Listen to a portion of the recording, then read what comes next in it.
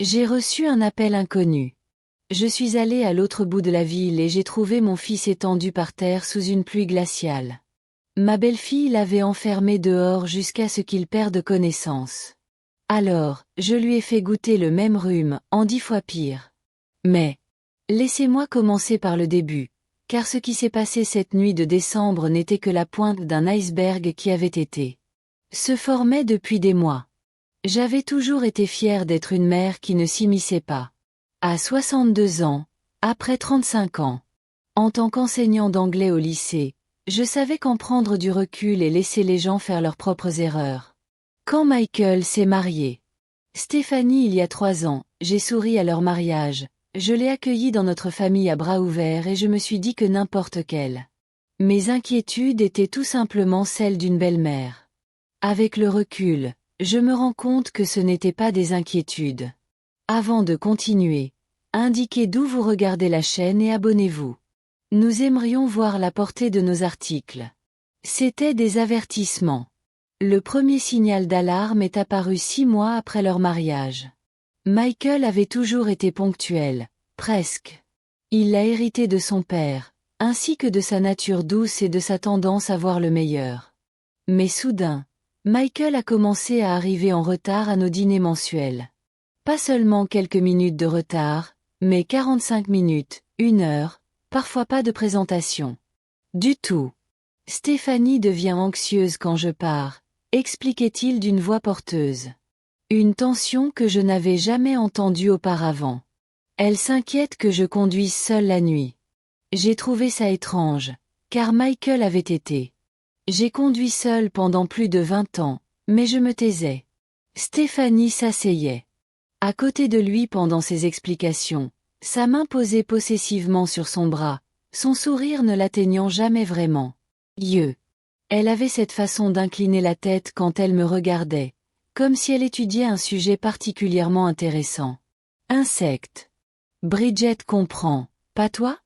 Elle dirait en utilisant mon prénom plutôt que m'appelant maman, comme elle l'avait fait pendant leur fiançailles. La famille est si importante et la famille de Michael, c'est juste nous, maintenant. Juste nous, maintenant. Comme si j'avais été rétrogradée. De la famille à une connaissance. Le deuxième signal d'alarme était l'apparence de Michael. Mon fils avait toujours été mince, mais en bonne santé. Au cours de leur 2e année de mariage, il paraissait maigre. Ses vêtements étaient amples et des cernes ombrageaient sa silhouette. Les yeux. Quand je lui ai posé la question, Stéphanie a répondu rapidement. Michael a des problèmes de santé, disait-elle. Sa voix était empreinte d'inquiétude. Rien de grave, juste des problèmes digestifs. Je lui ai prescrit un traitement très strict. Régime pour l'aider à se sentir mieux. Michael acquiesçait, mais j'ai remarqué qu'il ne me regardait jamais quand elle parlait de son problème de santé. Il fixait ses mains, le sol, n'importe où sauf mon visage. Et quand Stéphanie quittait la pièce, il prenait la nourriture disponible et mangeait comme s'il n'avait pas vu de repas depuis des jours. Le 3e signal d'alarme était l'isolement. Michael avait toujours été sociable avec un groupe d'amis proches de l'université et travail, mais peu à peu, ses amis ont cessé d'être mentionnés dans les conversations. Quand j'ai demandé des nouvelles de Tom, son meilleur ami. Depuis sa première année, le visage de Michael se crispait. Tom ne comprend pas vraiment notre mode de vie, disait-il. Et Stéphanie intervenait à nouveau. Certaines personnes sont menacées par les mariages trop proches. Elle expliquait. Elles essaient. Créer des problèmes là où il n'y en a pas. Nous avons dû nous éloigner des influences négatives. Influences négatives. C'est, comme elle appelait quiconque pourrait se demander ce qui arrivait à mon fils. Mais la nuit du 15 décembre, tous ces drapeaux rouges ont pris feu. Je n'avais jamais été du genre à faire des visites inattendues. Je croyais qu'il fallait appeler avant. Respecter les limites, préserver l'intimité des gens. Mais ce mardi soir-là, je me suis retrouvée en voiture jusqu'à la maison de Michael sans vraiment savoir pourquoi. Appeler ça l'intuition maternelle. Appeler ça divin. Intervention. Appelez ça comme vous voulez. Quelque chose m'a dit que je devais aller voir mon fils. La maison était plongée dans le noir quand j'ai arrivé à 20h30, pas de lumière aux fenêtres, pas de lueur chaude de la télévision, rien pour indiquer qui que ce soit. J'étais à la maison, mais les deux voitures étaient dans l'allée. La vieille Honda de Michael et la BMW élégante de Stéphanie. Je suis resté assis dans ma voiture un moment, me demandant si je devais partir. Il regardait probablement un film, ou peut-être qu'il. Je me suis couché tôt. Puis je l'ai entendu, un son doux, presque perdu dans le vent. Gémissement, faible et désespéré. Je suis sorti de ma voiture et j'ai suivi le son pour l'arrière de la maison. Ce que j'y ai trouvé me hantera toute ma vie. Michael était allongé sur le plancher en bois. Sur la terrasse derrière leur maison, recroquevillé en boule, il tremblait violemment. Il ne portait qu'un t-shirt fin et un pyjama. Pantalon, trempé par la pluie verglaçante qui tombait depuis des heures. Ses lèvres étaient bleues, sa peau pâle. Cireux. Il était à peine conscient. Michael. Je me suis précipité vers lui et je suis tombé à genoux. À côté de sa silhouette tremblante. Oh mon Dieu, que s'est-il passé? Que fais-tu ici? Ses yeux s'ouvrirent brusquement. Il peinait à se concentrer sur mon visage. Lorsqu'il le reconnut, des larmes commencèrent à couler sur ses joues. Maman, dit-il. Murmura-t-il. Sa voix était si faible que j'ai dû me pencher pour l'entendre. Je suis désolé. Je suis vraiment désolé. Pardon de quoi, chérie? Il faut que je te fasse rentrer immédiatement. Tu as froid. J'ai essayé de l'aider à s'asseoir. Mais ses muscles semblaient avoir cessé de fonctionner correctement. Les frissons étaient si violents qu'on aurait dit qu'il souffrait. Des crises d'épilepsie. J'avais déjà été témoin d'hypothermie pendant mes années d'enseignement dans le nord du Minnesota. Et je savais que c'était grave. Impossible. Il réussit à dire en claquant des dents. Porte verrouillée. Impossible d'entrer. Comment ça, les portes sont verrouillées? C'est ta maison. Mais même en le disant, J'ai essayé d'ouvrir la porte arrière. Elle était verrouillée. J'ai frappé la vitre du poing en criant le nom de Stéphanie. Par la fenêtre, je pouvais voir des lumières allumées à l'avant de la maison. Elle était à la maison. Elle était réveillée. Et elle laissait mon fils. Ils se figèrent sur leur terrasse. Stéphanie, hurlai-je en frappant plus fort. Ouvre cette porte, tout de suite. Rien. Aucune réponse. Aucun mouvement, aucune réaction de sa part. J'ai sorti mon téléphone et appelé les secours, puis j'ai essayé de me protéger. Le corps de Michael avec mon manteau pendant que nous attendions. Il perdait conscience et s'évanouissait sans cesse, marmonnant des excuses et ce qui ressemblait à des promesses de s'améliorer et de suivre les règles. Quelles règles, Michael? De quoi parles-tu? Mais il n'arrivait pas à répondre de manière cohérente. Le froid l'avait épuisé. Les ambulanciers arrivèrent 12 minutes plus tard. Au même moment, Stéphanie apparut enfin à la porte de derrière. Elle l'ouvrit lentement, comme si elle venait de se réveiller. Même si elle était entièrement habillée et son maquillage était parfait. Oh mon Dieu, elle! Dit-elle d'une voix pleine de surprise. Que s'est-il passé? J'étais dans le salon. Je regardais la télé avec un casque. Je ne savais pas qu'il y avait quelqu'un ici. Le mensonge a roulé. De sa langue si doucement, si convaincante que pendant un instant j'ai failli la croire moi-même, mais j'avais été. On a frappé à cette porte pendant 15 minutes. Aucun casque au monde n'aurait pu bloquer ce bruit. Les ambulanciers ont travaillé sur Michael, vérifiant ses signes vitaux et l'enveloppant dans des couvertures chauffantes. J'ai regardé Stéphanie. Elle jouait parfaitement le rôle d'une épouse inquiète, se tenant suffisamment près pour paraître attentionnée, sans jamais vraiment la toucher. Quand les ambulanciers lui ont demandé ce qui s'était passé, elle avait son histoire toute prête. Michael a eu des crises. Dernièrement, dit-elle, la voix tremblante d'inquiétude. Des crises d'angoisse. Vous savez, parfois, il Il sort pour se calmer et perd la notion du temps. J'essaie de le convaincre de voir quelqu'un. Mais vous savez comment les hommes. Il s'agit d'épisodes thérapeutiques, de crises d'angoisse. Comme si mon fils était sur le point de mourir à cause. L'hypothermie n'était qu'un autre problème qu'elle devait gérer. Madame, un ambulancier m'a demandé, vous êtes de la famille? Je suis sa mère. Nous l'emmenons à Sainte-Marie. Sa température corporelle est dangereusement basse. Vous devriez peut-être. Suivez-nous. Tandis qu'il chargeait Michael dans l'ambulance, Stéphanie monta à ses côtés. Juste avant les portes. Fermées. Elle me regarda avec ses yeux froids et calculateurs. Merci de l'avoir trouvé, Bridget, dit-elle. Je ne sais pas ce qui serait arrivé si tu n'étais pas venue, mais je le savais. Je savais exactement ce qui se serait passé. Mon fils serait mort sur ce pont, et Stéphanie aurait prétendu que c'était un accident tragique. Un homme souffrant d'anxiété, sorti pendant une crise de panique et ayant perdu la notion du temps. Le film policier parfait.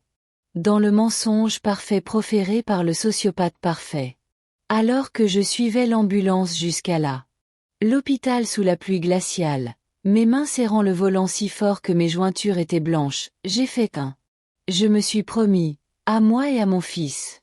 J'allais découvrir exactement ce que Stéphanie avait fait à Michael. J'allais documenter chaque mensonge, chaque manipulation, chaque moment de cruauté.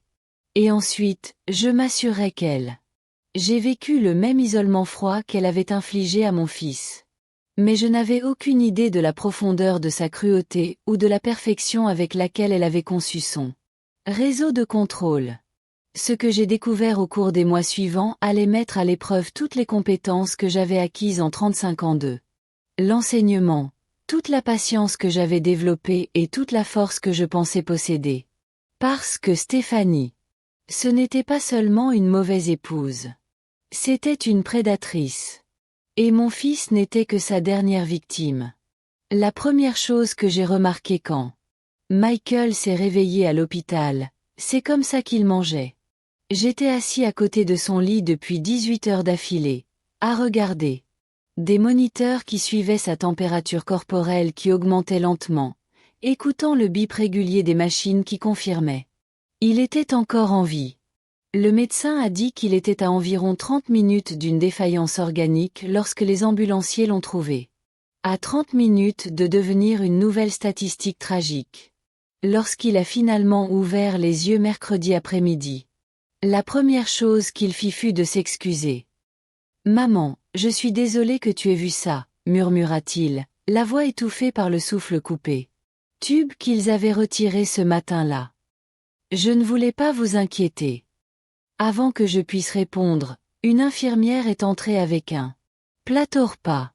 Nourriture d'hôpital standard, bouillon de poulet, crackers, pudding à la vanille, jus de pomme. Rien d'extraordinaire. Rien d'appétissant pour la plupart des gens. Mais lorsque l'infirmière posa le plateau, le comportement de Michael changea complètement. Il ne s'est pas contenté de manger la nourriture.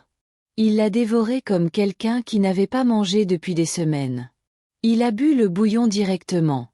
Le bol, sans s'embêter avec la cuillère. Il mangea chaque biscuit, léchant ça.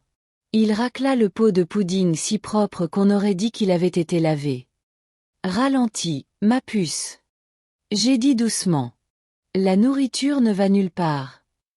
Il s'est arrêté, un cracker à moitié porté à la bouche, et m'a regardé avec l'expression de honte la plus déchirante que j'ai jamais vue. Désolé, répéta-t-il. Je n'ai pas eu très faim ces derniers temps, mais ce n'était pas le comportement alimentaire de quelqu'un sans appétit. C'était le comportement alimentaire de quelqu'un qui avait été systématiquement privé de nourriture. Au cours des 3 jours suivants, alors que le corps de Michael se remettait lentement de là, en raison de l'hypothermie, j'ai commencé à remarquer d'autres choses. Des détails qui brossaient un tableau que je ne voulais absolument pas voir. Il y avait des marques sur ses mains, de petites cicatrices circulaires sur le bout de ses doigts qui ressemblaient à des engelures, mais vieilles, guéries, comme si Il avait déjà été exposé à de multiples reprises à un froid extrême. Il présentait des escarres sur les hanches et les omoplates, comme celles que l'on voit chez les patients alités qui ne sont pas retournés régulièrement. Mais Michael n'était pas alité. C'était un homme de 32 ans, en bonne santé par ailleurs. Et puis, il y avait les choses qu'il disait quand il pensait être seul. J'étais sorti chercher du café à la machine au bout du couloir, mais j'avais oublié mon sac à main et je suis revenu pour en prendre un. Ça. Michael dormait, ou du moins je le pensais, mais il parlait, marmonnait des mots qui. Ça m'a glacé le sang. Je promets que je m'en souviendrai la prochaine fois. Il murmura à personne. Je n'oublierai pas de demander la permission. Je n'appellerai pas maman sans demander d'abord. S'il te plaît, ne me fais plus sortir. S'il te plaît, Stéphanie. Je serai sage. Je me suis levé. Figé dans l'embrasure de la porte, écoutant mon fils adulte supplier sa femme de lui accorder la dignité humaine fondamentale dans son sommeil. Quand la nuit, l'infirmière est entrée pour vérifier ses constantes, je l'ai prise à part. Les marques sur ses mains, ai-je dit doucement. Et ses escarres. Avez-vous déjà vu des blessures pareilles? Elle était jeune, peut-être. Elle avait la vingtaine, un regard bienveillant et une gentillesse qui lui permettaient de gagner immédiatement la confiance des patients. Elle jetait des coups d'œil autour d'elle pour. Elle s'assura de ne pas être entendue, puis acquiesça lentement. Madame, je ne devrais probablement pas dire ça, mais elle hésita. Elle choisit ses mots avec soin. Dans ma formation, nous apprenons à reconnaître les signes de violence conjugale. Les blessures de votre fils.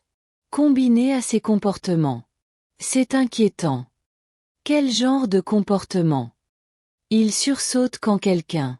Il s'approche de lui rapidement. Il lui demande la permission avant de boire de l'eau ou d'aller aux toilettes. Il s'excuse. Constamment, même pour des choses qui n'étaient pas de sa faute et sa façon de manger. Elle secoua la tête. J'ai déjà vu ça. Patient soumis à une restriction alimentaire. Restriction alimentaire. Le terme clinique donnait presque l'impression. Médicalement, presque raisonnable. Mais en réalité, cela signifiait la famine. Contrôlée. La famine délibérée utilisée comme arme. Il y a autre chose, continua l'infirmière. Quand sa femme lui rend visite, ses signes vitaux changent.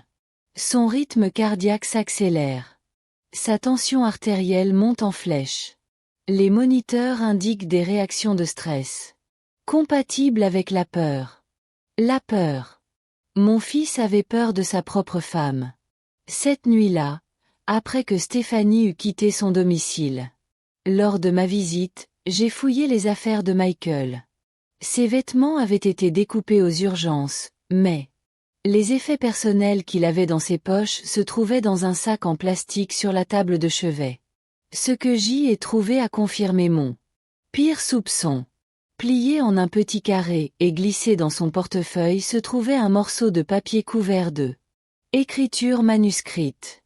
En haut, en lettres majuscules soignées, il était écrit le règlement intérieur. En dessous, c'était une liste qui me rendait physiquement malade. Pas d'appel téléphonique sans autorisation. Pas quitter la maison sans permission. Ne pas manger entre les heures de repas. La porte de la chambre doit rester ouverte en permanence. Extinction des lumières à 21 heures. Non. Contact avec la famille extérieure sans autorisation préalable. Toute infraction entraîne une période de correction. Au bas de la page. Page à l'encre de couleurs différentes, comme si elle avait été ajoutée ultérieurement, contenant une note. Correction à effectuer. Au moins 2 minutes avant l'entrée. Heure. Plus long pour les récidives. Délai de correction. C'est ce qu'elle appelait. J'ai laissé mon fils geler dehors. J'ai photographié la liste avec mon téléphone. Mes mains tremblaient tellement que j'ai dû prendre là. J'ai regardé l'image 3 fois pour la rendre plus claire. Puis je l'ai soigneusement repliée, exactement comme je l'avais trouvée, et je l'ai remise dans son portefeuille. Le lendemain, c'était vendredi. Michael en était à son 4e jour d'hospitalisation. Le médecin lui a dit qu'il pourrait probablement y aller. Je le ramènerai à la maison pendant le week-end si sa température restait stable et qu'il ne présentait aucun signe d'infection. Je redoutais ce moment.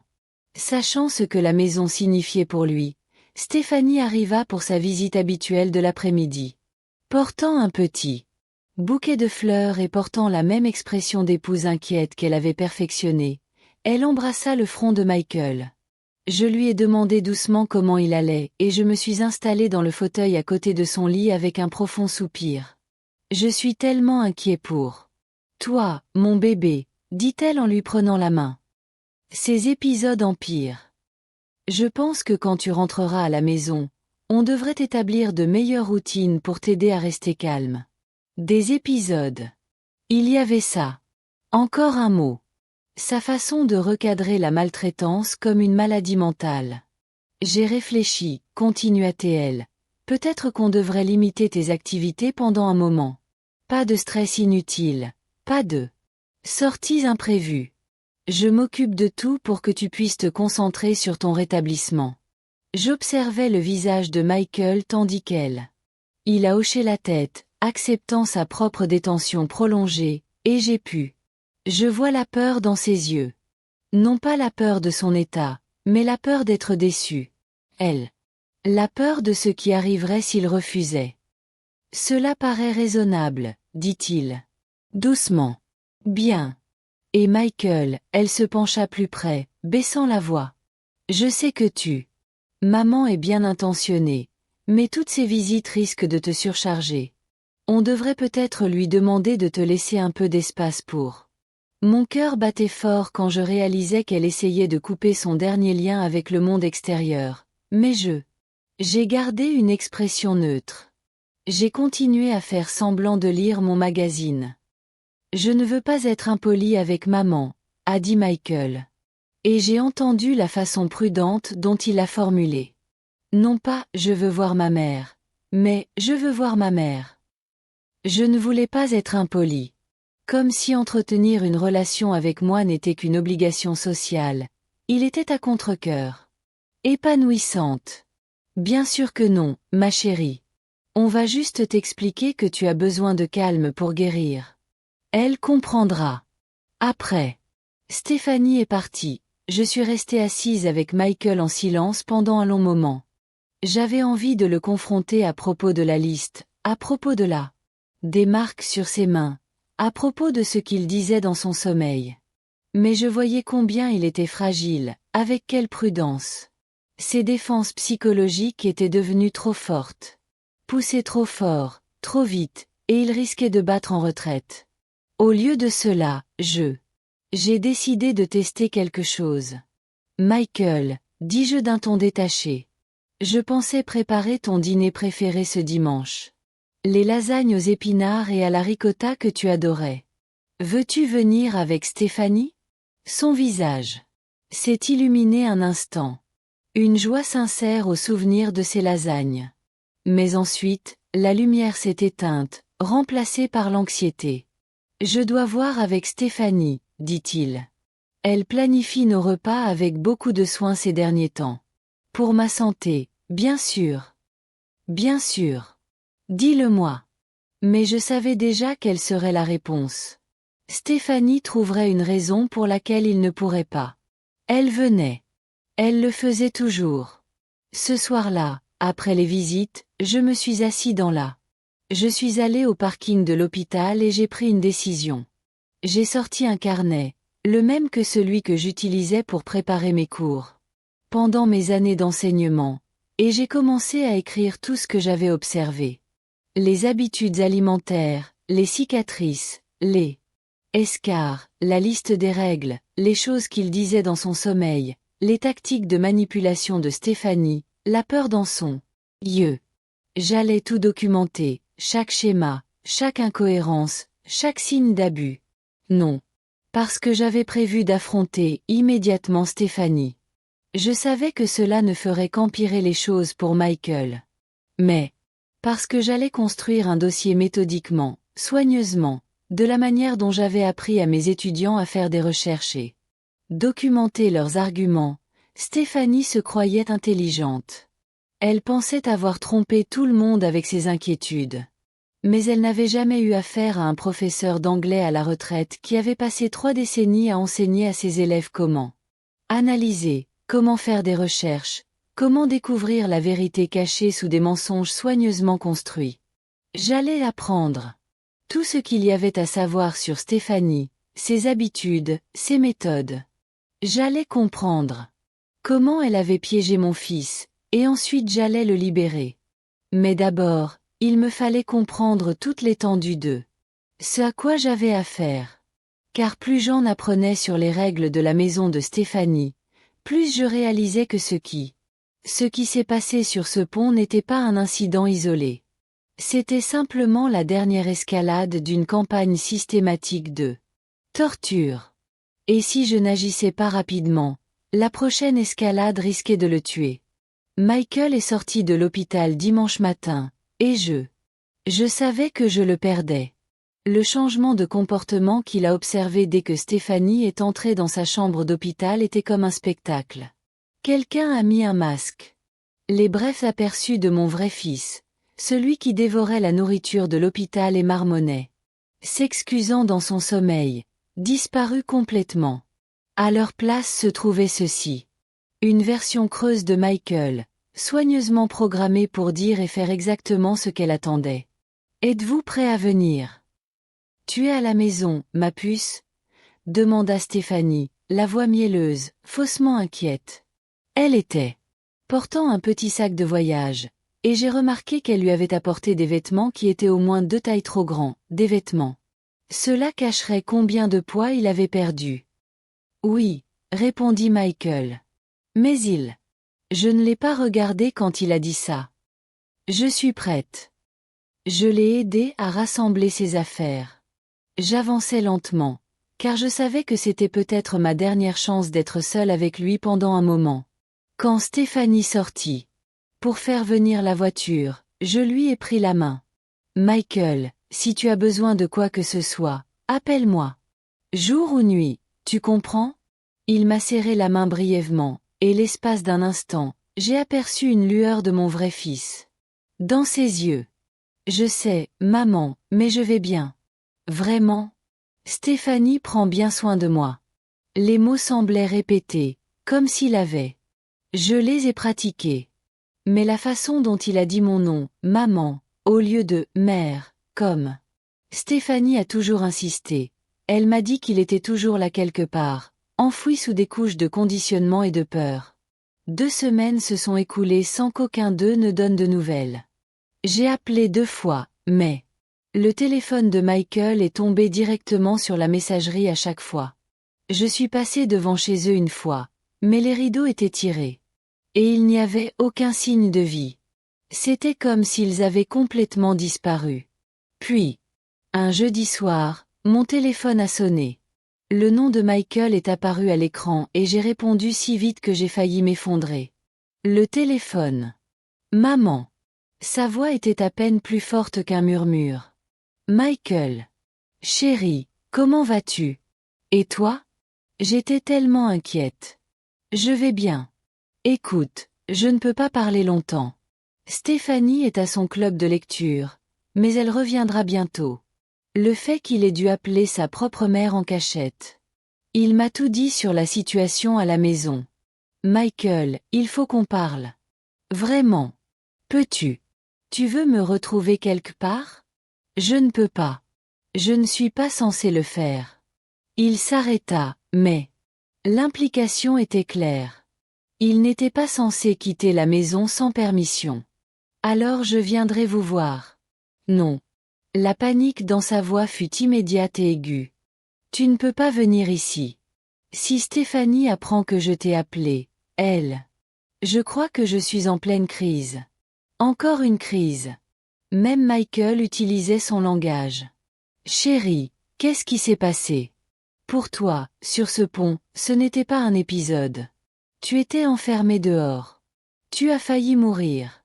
Silence de l'autre côté. Fin. Puis, Si discrètement, j'ai failli le rater. J'ai dû oublier ma clé. Michael, je dois y aller. Elle est à la maison. La ligne est coupée. J'ai regardé mon téléphone pendant longtemps après cet appel, ressentant une impuissance que je n'avais pas ressentie depuis que Michael était petit et avait eu son premier crise d'asthme.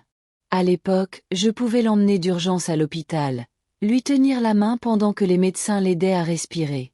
Maintenant, ce qui l'étouffait était quelque chose que je ne pouvais pas combattre directement, mais je pouvais le combattre indirectement. Ce matin, je suis allée à la bibliothèque publique et j'ai passé 6 heures à faire des recherches sur tout ce que je pouvais trouver sur la maltraitance psychologique, le gaslighting et le contrôle coercitif. Ce que j'ai appris m'a donné la nausée.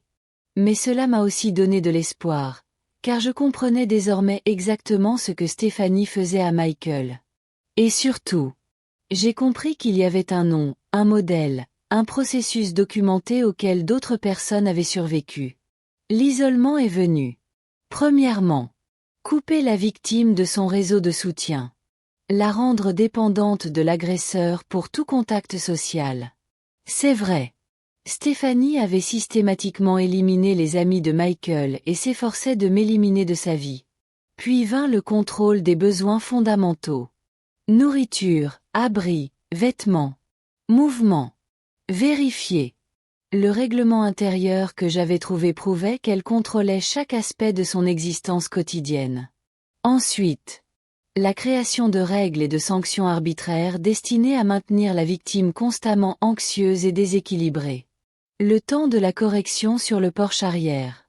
Finalement, la réécriture de la réalité elle-même, convainquant la victime que en fait, les abus étaient une aide, leur agresseur les protégeait, et leur propre perception n'était pas fiable. Vérifier. Michael croyait désormais que son expérience de mort imminente était un épisode dont il était responsable. Stéphanie, elle, ne l'était pas. Elle était tout simplement cruelle, méthodique. Ce n'était pas de la violence ou de la colère aveugle. C'était un programme psychologique soigneusement exécuté, conçu pour briser le sens de soi de Michael jusqu'à ce qu'il devienne complètement dépendante d'elle. La recherche m'a aussi appris autre chose. Direct. La confrontation fonctionnait rarement avec ce type d'agresseur. Ils étaient trop habiles à manipuler, trop doués pour retourner la situation. Situation et se faire passer pour une victime. Si je voulais aider Michael, je devais être plus malin. Il fallait tout documenter, construire un modèle indéniable, et surtout, je devais comprendre les habitudes de Stéphanie pour pouvoir prédire ses prochains mouvements. Ce week-end-là, j'ai commencé ce que j'appelais en privé documentation opérationnelle. J'ai traversé leur quartier à différents moments de la journée, en notant lesquels les lumières étaient allumées, les voitures stationnées dans l'allée, tout signe d'activité. Je ne les traquais pas. Je les conduisais. Recherche. Le même type d'observation systématique que j'avais appris à mes étudiants à utiliser lors de l'analyse de la littérature. Ce que la découverte était troublante. Michael ne quittait jamais seul la maison lorsqu'ils sortaient ensemble, ce qui était rare. Stéphanie. Elle a également fait toutes les courses, récupéré les ordonnances et effectué toutes les courses nécessaires. En quittant la maison, Michael était devenu prisonnier. Mais c'est ce que j'ai observé dimanche après-midi. Cela m'a vraiment ouvert les yeux sur la sophistication des manipulations de Stéphanie. J'étais garé en face de rue, partiellement caché derrière la haie d'un voisin, lorsque Michael apparut dans leur jardin. Il ratissait feuilles, travaillant lentement et méthodiquement. Comportement normal pour un propriétaire un après-midi d'automne, sauf que toutes les pendant quelques minutes, il s'arrêtait et regardait vers la maison. Pas des regards désinvoltes, mais des regards anxieux et craintifs, comme s'il était vérifiant qu'il était toujours surveillé. Puis Stéphanie apparut dans l'embrasure de la porte. Elle ne sortit pas, juste. Il se tenait là, l'observant. Et immédiatement, le langage corporel de Michael changea. Ses mouvements devinrent plus pressés, plus désespérés. Il se dépêchait de terminer le travail avant qu'elle ne décide qu'il.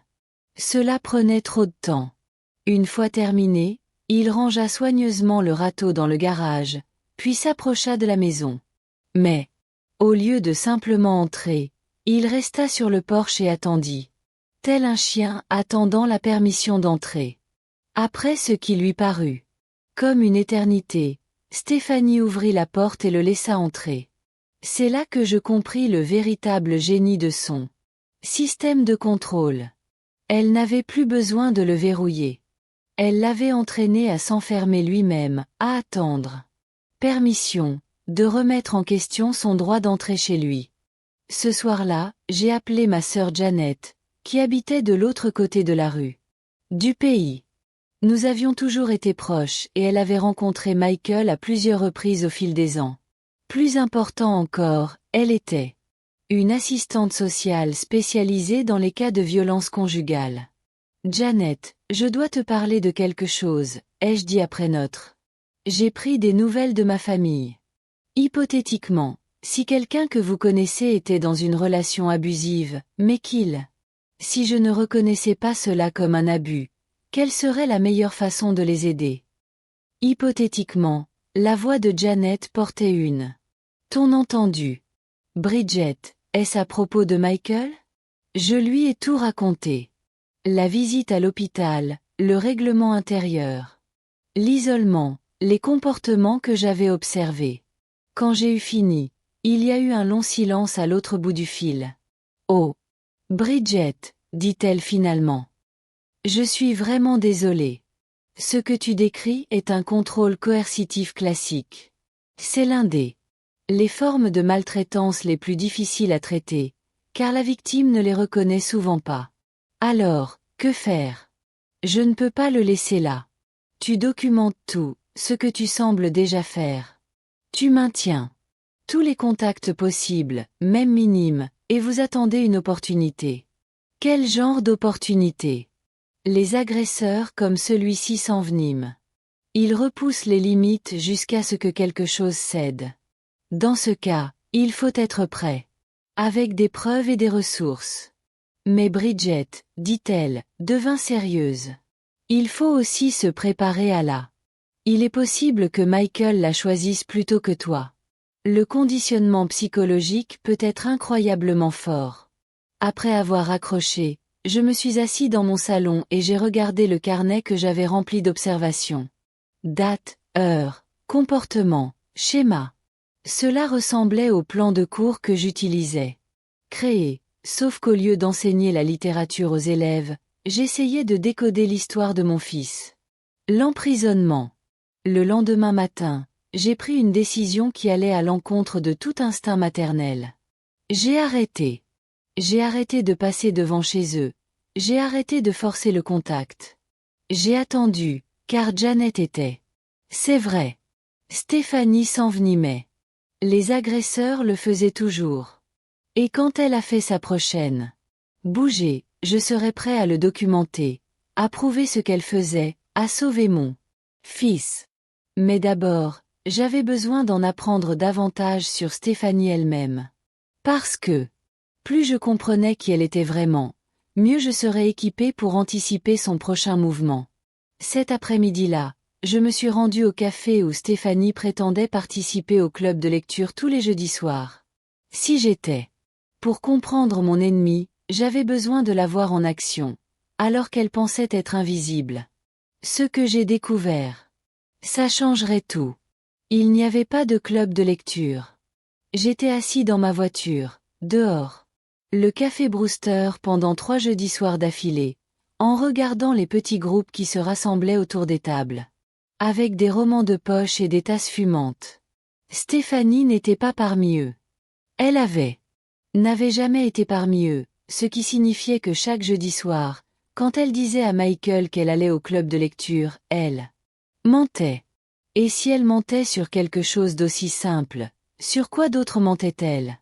Cette prise de conscience a marqué le début des 6 mois les plus difficiles de ma vie. Non pas à cause de ce que j'ai dû faire, mais à cause de ce que j'ai dû m'abstenir de faire. Tous mes instincts de mère me criaient de marcher jusqu'à leur maison, de claquer la porte et demander à voir mon fils. Mais je me suis forcée à être patiente, à observer, à document. Parce que je commençais à comprendre que Stéphanie n'était pas seulement abusive. Elle était calculatrice, d'une certaine manière. Cela suggérait qu'elle avait déjà fait ça. La première chose que j'ai remarquée, c'est son emploi du temps. Tous les mardis et jeudis. Le soir, elle a quitté la maison à 19h15 exactement et est revenue à 21h45 exactement. Toujours seule. Toujours dans sa BMW. Et toujours, je le remarquais en passant. Leur maison pendant ces heures. Les lumières de la maison de Michael étaient éteintes à 20h. Il suivait la règle de l'extinction des lumières à 21h, même lorsqu'elle n'était pas là pour la faire respecter. Le deuxième modèle était plus subtil. Les week-ends où il faisait particulièrement froid, Stéphanie quittait. Elle était restée plusieurs heures d'affilée à la maison. Elle faisait des courses, disait-elle à quiconque l'interrogeait, mais je ne l'ai jamais vue revenir. Avec des colis. Durant ses absences, j'ai commencé à me positionner là où je le pouvais. J'observais leur jardin. Ce que je voyais me glaçait le sang. Michael apparaissait dehors pendant ces périodes, mais pas par choix. Je pouvais le voir à travers les interstices. Dans leur clôture d'intimité, debout sur la terrasse arrière, vêtu des vêtements qu'il portait à l'intérieur. Parfois, un t-shirt et jean, parfois juste un pyjama. Il restait là pendant des heures, se balançant d'un pied sur l'autre, se frottant les bras pendant. Il se sentait bien au chaud, s'asseyant parfois sur les marches du pont quand ses jambes étaient fatiguées. Mais il n'essaya jamais d'enfoncer la porte. Il n'a jamais cherché refuge, n'a même pas appelé à l'aide, même si ses voisins étaient assez proches pour l'entendre. Il se tenait simplement là. Il l'a enduré comme s'il pensait le mériter. La troisième fois que j'ai été témoin de cela, j'ai failli enfreindre ma propre règle concernant. Sans interférence. C'était une journée de février particulièrement brutale, avec des températures ressenties. Il faisait moins de 0 et la neige tombait sans interruption. Michael était dehors depuis plus de 2 heures, et je le voyais commencer à montrer à nouveau des signes d'hypothermie, les mêmes frissons incontrôlables que j'avais observés cette nuit de décembre. J'avais mon téléphone à la main, prêt à appeler le 911 lorsque la BMW de Stéphanie s'est arrêtée dans la allée. Elle est restée assise dans sa voiture pendant 10 minutes après son arrivée, laissant Michael resta figé tandis qu'elle vérifiait son maquillage dans le rétroviseur. Seulement lorsqu'elle fut satisfaite. C'est à ce moment-là qu'elle sortit et déverrouilla la porte arrière. Michael entra en titubant et je ne le revis plus pendant le reste de la journée. Ce soir-là, j'ai ajouté une nouvelle entrée à mon carnet de documentation. 18 février, 14h15 et 14h30. Michael est resté dehors à des températures inférieures à 0 pendant 2h15 tandis que Stéphanie prétendait être course. Aucun sac de course n'a été observé à son retour. En mars, mon carnet contenait des relevés détaillés de 17. Des incidents distincts ont eu lieu où Michael avait été enfermé dehors par un temps glacial. La durée la plus courte a été de 45 minutes. La plus longue a duré près de 4 heures. Mais ce n'était pas seulement l'exposition au froid que je documentais. C'était tout. J'ai documenté la façon dont Michael n'apparaissait jamais dans leur jardin lorsque les voisins étaient dehors. Leur livraison de courses arrivait toujours quand Stéphanie était à la maison et comment Michael n'était jamais celui qui ouvrait la porte. J'ai documenté le fait que la voiture de Michael n'avait pas bougé de leur allée depuis plus de 3 mois. Plus important encore, j'ai documenté les voisins. Il y avait 6 maisons dans leur rue, et je me suis donné pour mission de faire connaissance avec les habitants de chacune d'elles. 1. Pas de façon évidente. Je n'allais pas de porte en porte pour poser des questions sur Michael et Stéphanie. Au lieu de cela, je suis devenue la femme amicale qui promenait parfois le chien de sa sœur dans la rue quartier lors de sa visite.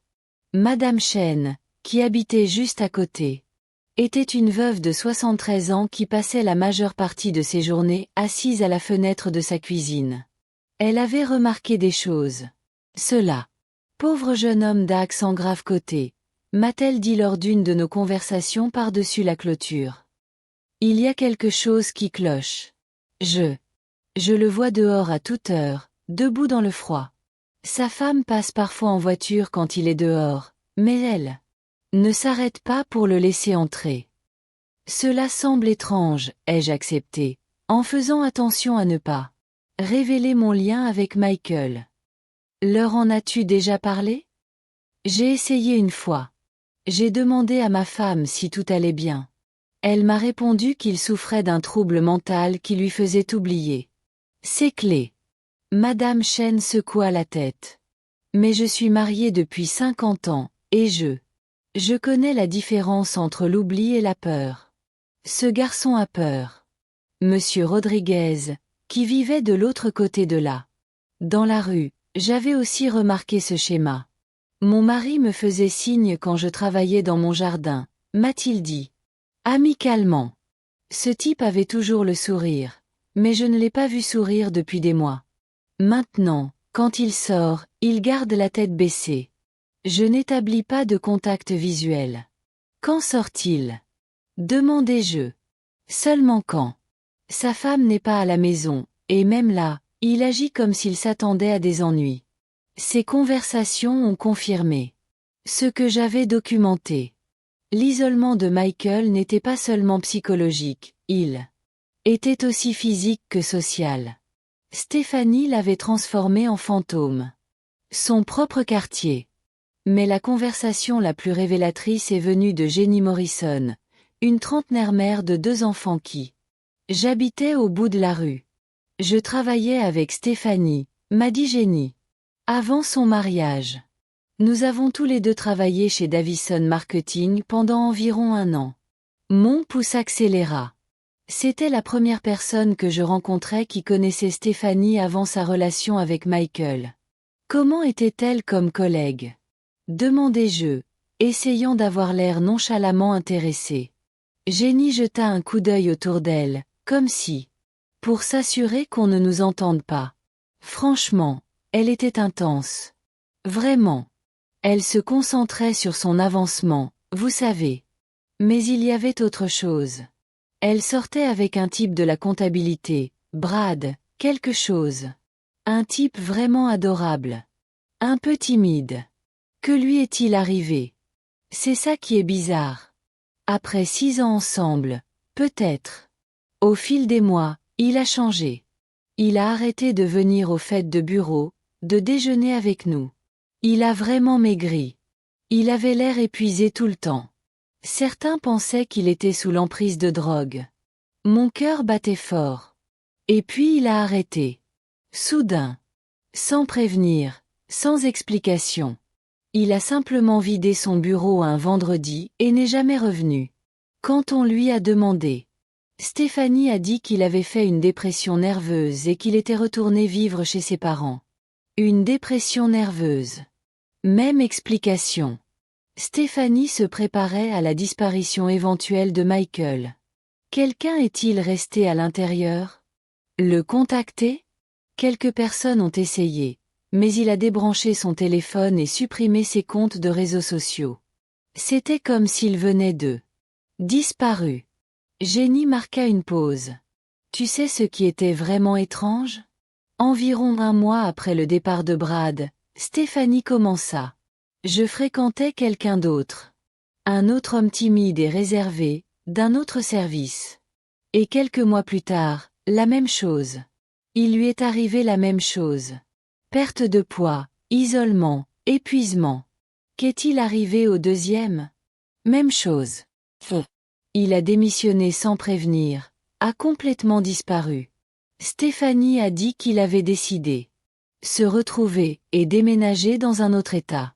2 hommes, 2 relations. 2 disparitions mystérieuses précédées du même schéma d'isolement et de contrôle dont j'étais témoin avec Michael. Stéphanie avait déjà fait ça, peut-être plus de 2 fois.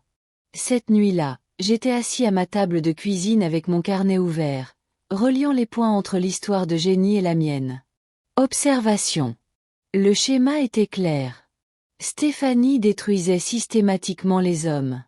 Les a brisés psychologiquement jusqu'à ce qu'ils soient complètement dépendants d'elle, puis les a fait disparaître d'une manière ou d'une autre. De leur propre vie. La question était, quel était son objectif avec Michael? Était-ce? Elle prévoyait de le faire disparaître, elle aussi? Ou se contentait-elle de le garder comme prisonnier permanent, un trophée de sa vie?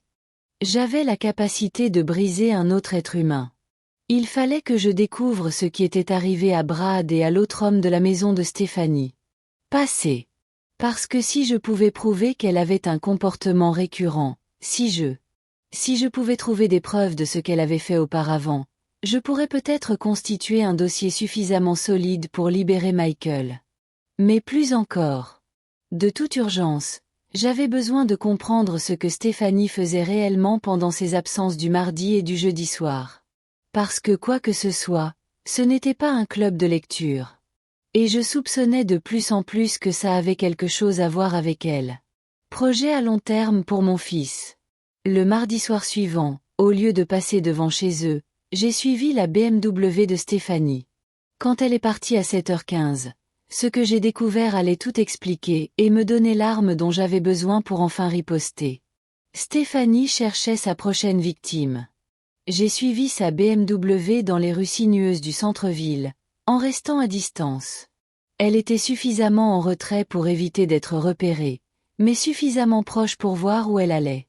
Elle conduisait avec détermination, comme quelqu'un qui savait. Elle était exactement là où elle allait. Au bout de 15 minutes, elle se gara sur le parking du Murphy's Pub, un quartier calme. Bar réputé pour attirer les jeunes professionnels après le travail.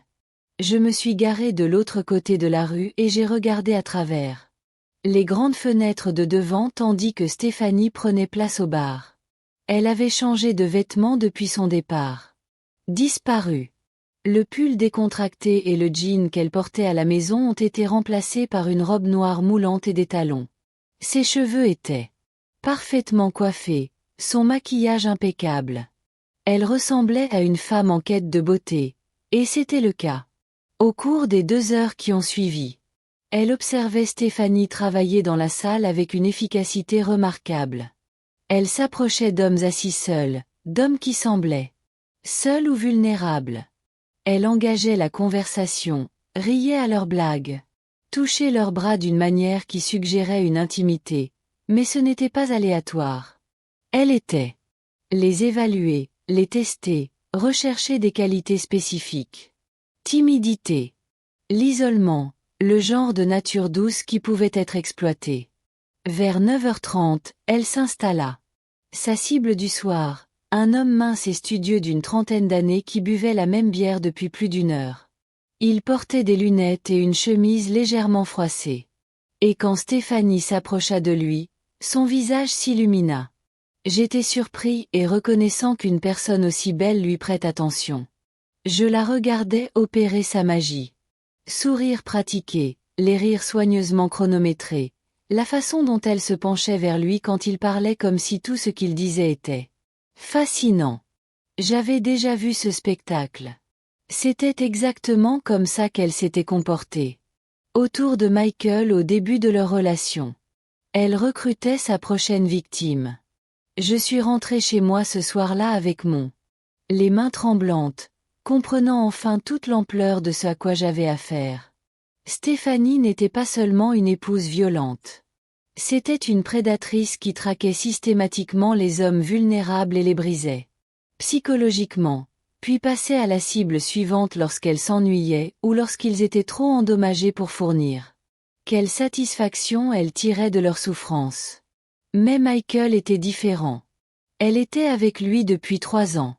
Années maintenant, plus longtemps que les relations précédentes que Jenny avait décrites, ce qui signifiait soit qu'elle avait trouvé quelque chose en Michael, c'est ce qui valait la peine de le garder à long terme, ou alors elle prévoyait quelque chose de plus permanent que de simplement l'abandonner. Cette pensée m'a alors rendu malade. Et si Stéphanie n'avait pas l'intention de quitter Michael? Quoi? Si elle avait l'intention de l'éliminer complètement? J'ai repensé aux épisodes d'hypothermie, chaque fois plus graves. Plus grave que la précédente. J'ai pensé à la facilité avec laquelle elle aurait pu prétendre qu'il avait eu une autre crise et s'éloigner. Pendant une tempête de neige.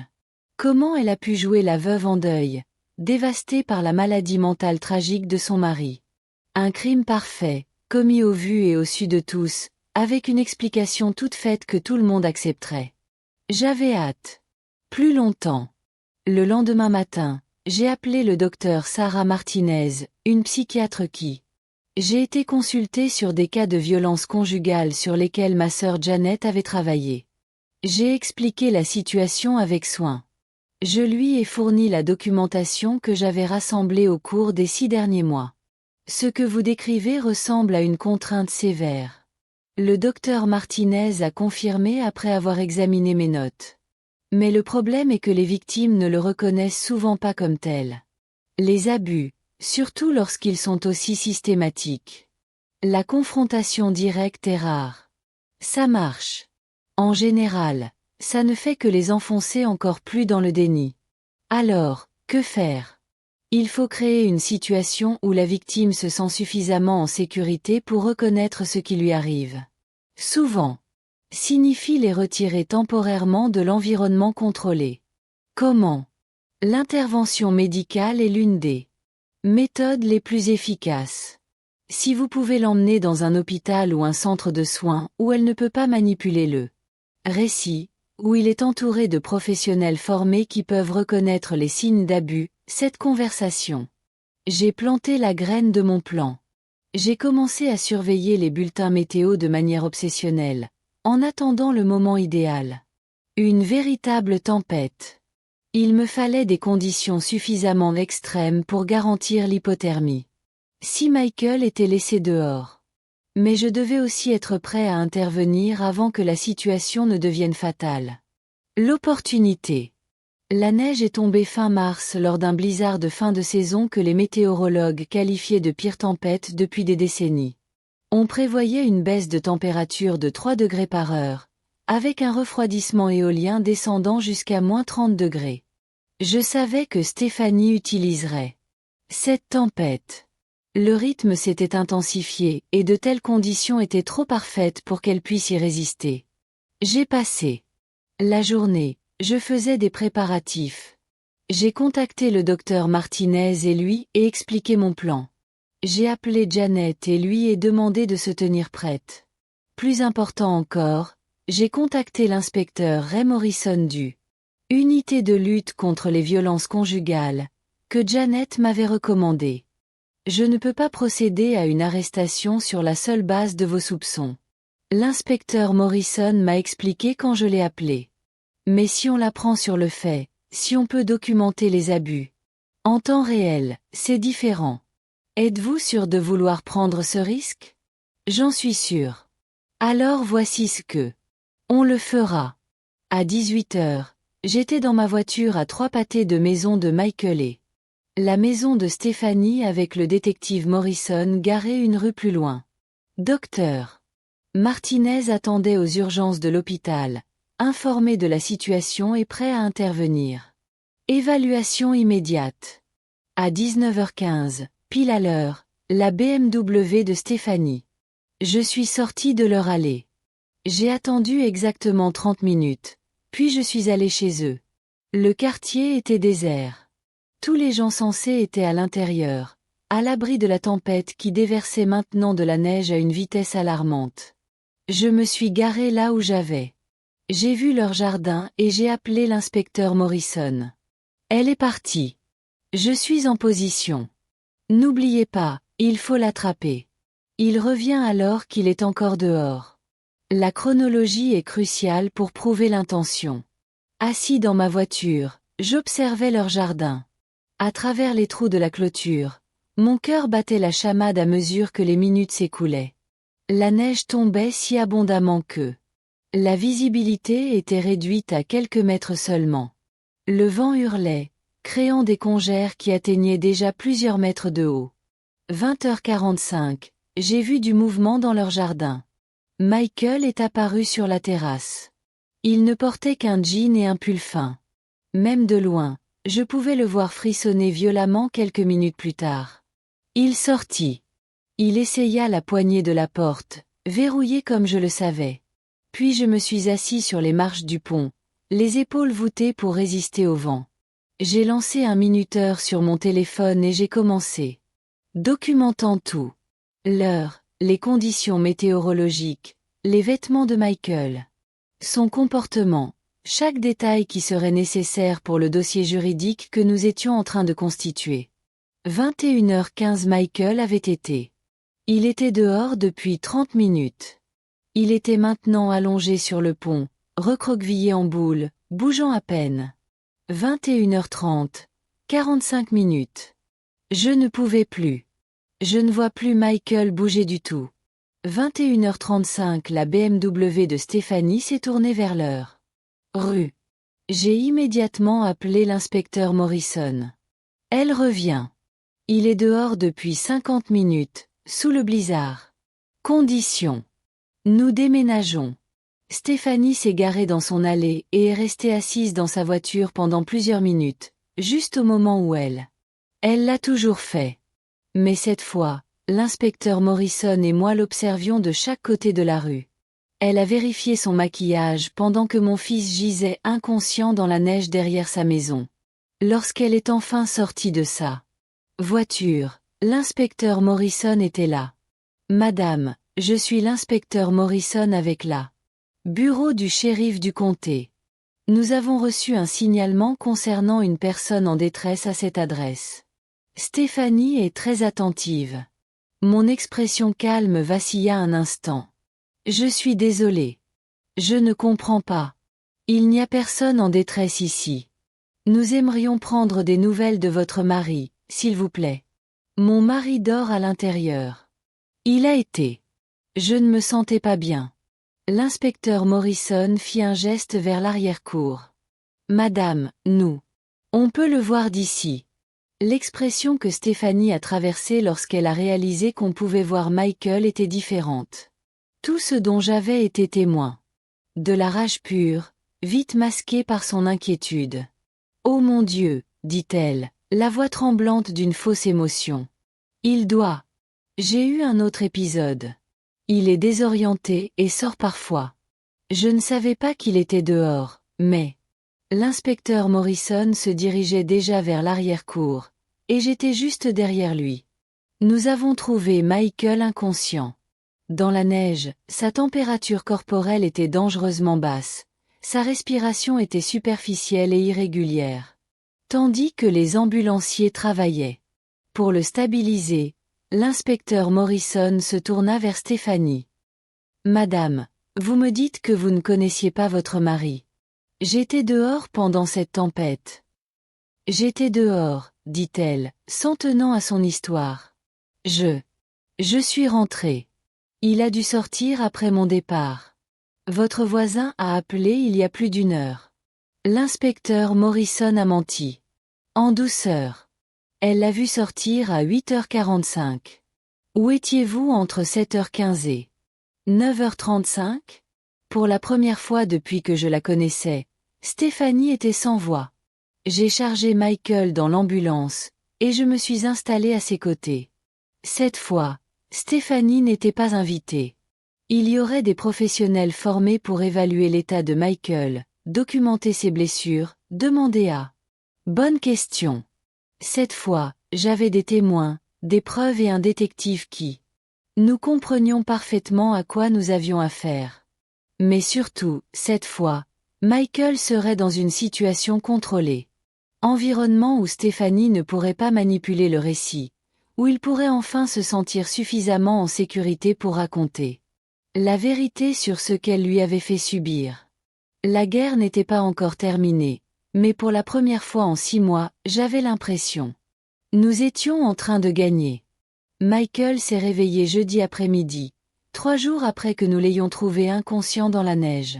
Quand il ouvrit les yeux, j'étais prête. Le docteur Martinez était assise à côté de son lit d'hôpital, ses qualifications et son calme. L'autorité emplissait la pièce d'un sentiment de sécurité que même Stéphanie ne parvenait pas à pénétrer. L'inspecteur Morrison se tenait prêt. La fenêtre, sa présence rappelant qu'il ne s'agissait plus seulement d'une affaire de famille. Il s'agissait d'une enquête criminelle. Et pour la première fois depuis des mois, Stéphanie ne contrôlait plus le récit. Michael, a déclaré le docteur Martinez. Doucement. Je suis le docteur Martinez. Je suis spécialisé dans l'aide aux personnes ayant subi un traumatisme. Votre mère est l'inspecteur. Morrison nous a fait part de certaines inquiétudes concernant votre sécurité à la maison. Nous aimerions connaître votre point de vue. J'ai regardé mon fils. Face à la programmation minutieuse que Stéphanie avait installée, qui commençait à se fissurer. Sans elle pour renforcer les mensonges. Sans la peur constante de dire quelque chose de mal, la vérité a commencé à transparaître. Moi, non. Il a commencé, puis... Il s'arrêta. Son regard parcourut la pièce, cherchant des issues de secours qui n'existaient pas. Je vais bien, vraiment. Stéphanie prend bien soin de moi. Michael, a dit l'inspecteur Morrison. Se rapprochant du lit. Nous t'avons trouvé inconscient dans ton jardin lors d'une blizzard. Vous étiez dehors depuis près d'une heure, sous des températures négatives. Raconte-nous comment c'est arrivé. J'ai dû oublier ma clé, dit Michael machinalement, mais sa voix manquait de conviction. Le mensonge sonnait creux, même à ses yeux. Le docteur Martinez se pencha en avant.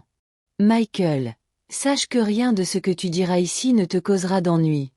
Nous ne sommes pas là pour te juger. Ni vous blâmer pour quoi que ce soit. Nous sommes là parce que nous nous soucions de votre bien-être. Quelque chose dans son ton, l'autorité douce d'une professionnelle qui avait déjà vu cela auparavant, a finalement percé le mur. De la peur que Stéphanie avait instaurée dans l'esprit de mon fils. Elle a alors commencé à... Il s'est arrêté, les mains tremblantes. Elle dit que j'ai des épisodes où je suis confuse et je fais... Chose dangereuse. Qu'en pensez-vous? Demanda le docteur Martinez. Êtes-vous confus? Quand ces choses arrivent? Michael resta silencieux pendant un long moment. Quand il finit par... Il parlait, sa voix était à peine plus forte qu'un murmure. Non, je me souviens de tout. Je me souviens de tout. Et puis, comme un barrage qui éclate, la vérité s'est déversée. Dehors. Il nous a parlé des règles de la maison, des punitions, de l'isolement systématique des amis et famille. Il a décrit avoir été enfermé dehors dans des conditions météorologiques de plus en plus difficiles, debout sur cette terrasse pendant des heures pendant. Stéphanie était assise à l'intérieur, l'observant parfois par la fenêtre. Il nous raconta les restrictions alimentaires, les repas réduits à une petite portion par jour lorsqu'il se comportait mal, à propos de l'interdiction de quitter le maison, de téléphoner, d'entretenir des relations extraconjugales. Le plus déchirant, c'est qu'il a confié. Nous parler de la manipulation psychologique, de la façon dont Stéphanie l'avait convaincu qu'il était mentalement instable, que sa propre. On ne pouvait pas se fier à ses perceptions, qu'elle était la seule personne qui pouvait le protéger de ses propres dangers. Impulsion. Elle a dit que si je parlais à quelqu'un de notre arrangement, on me ferait interner. Michael dit, les larmes aux yeux. Elle dit que personne ne me croirait de toute façon, car elle prenait tellement de bonnes décisions. Prends soin de moi. Et elle avait raison. Regarde-moi. J'ai laissé faire. Je suis faible. Non, dit fermement le docteur Martinez. Vous n'êtes pas faible. Vous êtes un survivant. Ce que vous avez décrit est appelé contrôle coercitif, et c'est une forme sophistiquée de violence psychologique. Le fait d'avoir enduré cela si longtemps témoigne d'une force incroyable, et non d'une faiblesse. L'inspecteur Morrison sortit son carnet. Michael, j'ai quelques questions précises à te poser. Les informations que tu me fourniras nous aideront à constituer un dossier pour nous assurer que cela n'arrive plus jamais, ni à vous ni à personne. Au cours des 2 prochaines heures, inspecteur Morrison a tout documenté, les violences physiques, la manipulation psychologique, l'escalade des violences. Violence.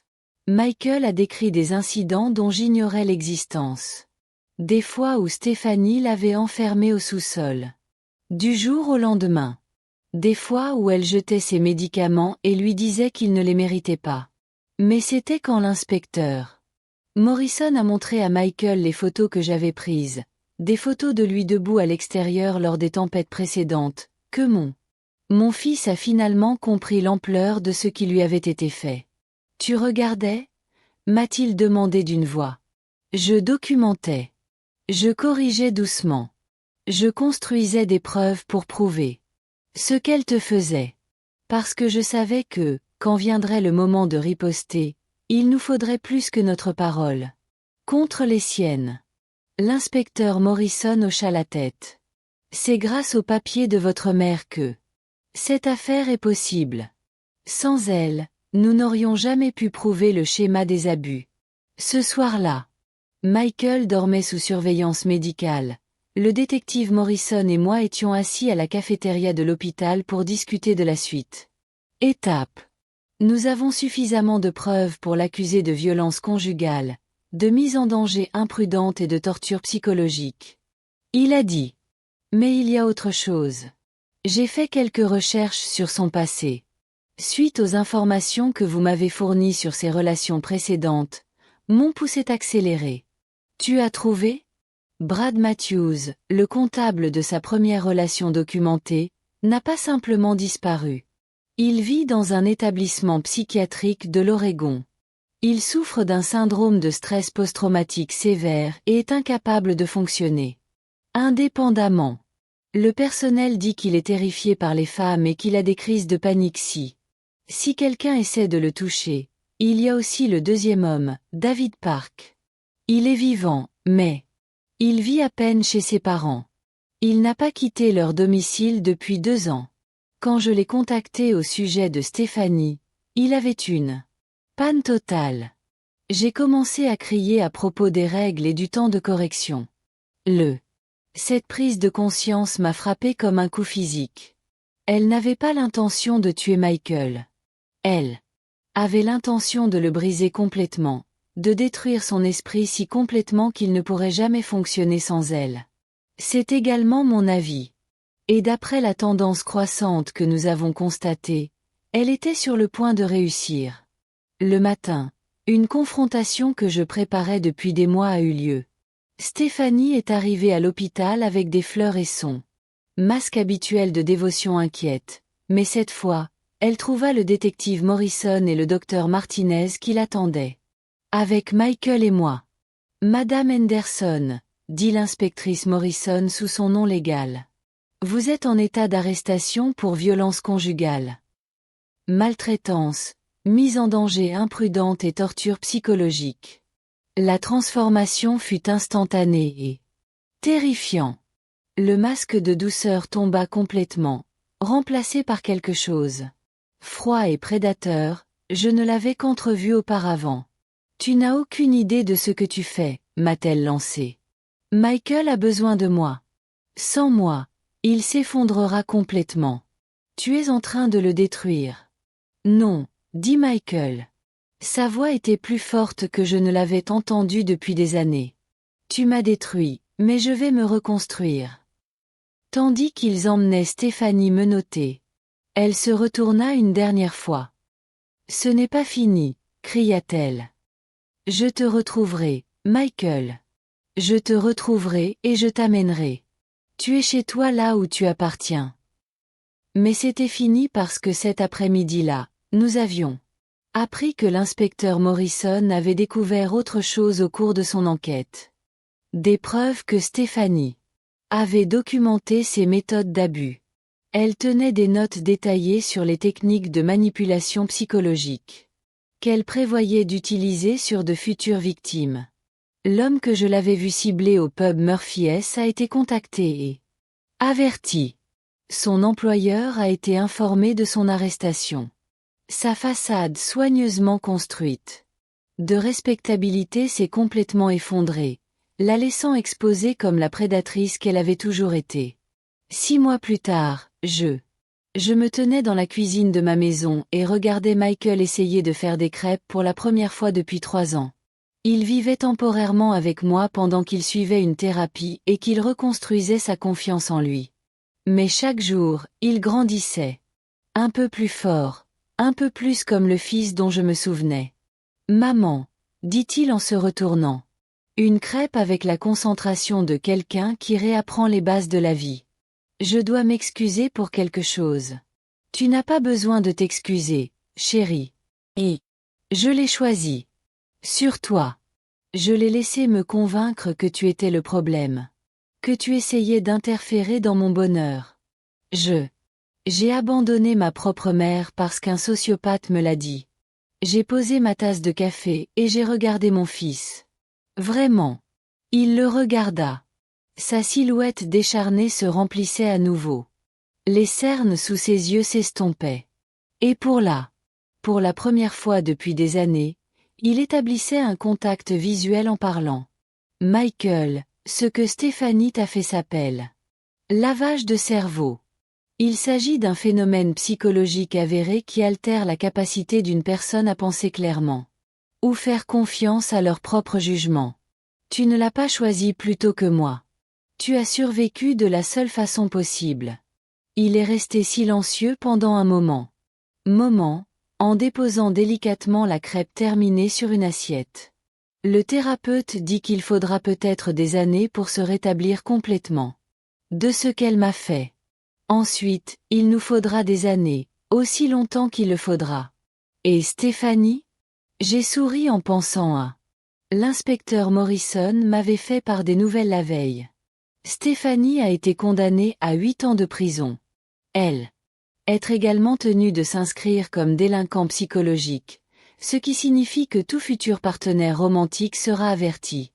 À propos de son histoire. Elle ne pourra jamais faire ça à quelqu'un d'autre. Bien, Michael. Dit-il.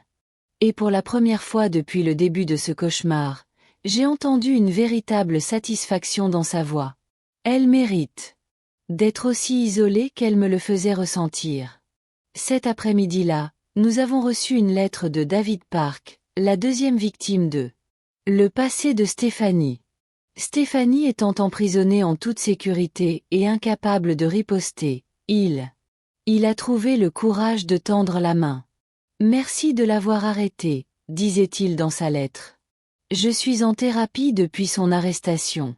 Et pour la première fois en 3 ans, j'ai dormi toute la nuit sans faire de cauchemar. Vous avez sauvé votre fils, mais vous. Il nous a aussi sauvés, Brad et moi, ainsi que celui qui aurait dû être le suivant. Nous vous sommes tous redevables. À l'approche de l'hiver, la première. Hiver dans 4 ans que mon fils passerait au chaud et en sécurité, j'ai réfléchi à ce que j'avais appris sur la nature de la réalité. Force. Stéphanie pensait que la force signifiait le contrôle, la domination, la capacité. Briser l'esprit d'autrui. Elle avait confondu la cruauté avec le pouvoir et l'isolement avec la victoire. Mais la vraie force, ce qui a été découvert, c'était la patience. C'était la volonté de documenter les injustices méthodiquement, de constituer des dossiers avec soin, d'attendre le bon moment pour agir. C'était l'amour qui refusait d'abandonner, même lorsque cela semblait plus facile. La plupart. Plus important encore, il s'agissait de comprendre que parfois, la vengeance la plus puissante n'est ni spectaculaire ni immédiate. Il s'agit simplement de garantir que la vérité l'emporte sur les mensonges, que la justice l'emporte sur la manipulation et que les prédateurs soient confrontés à des menaces. Le même isolement qu'ils infligent aux autres. Stéphanie avait appris à mon fils à craindre le froid, mais au final, c'était la froide justice du système judiciaire qui l'avait libéré de son emprise. Et maintenant, enfin, nous étions tous les deux à nouveau au chaud.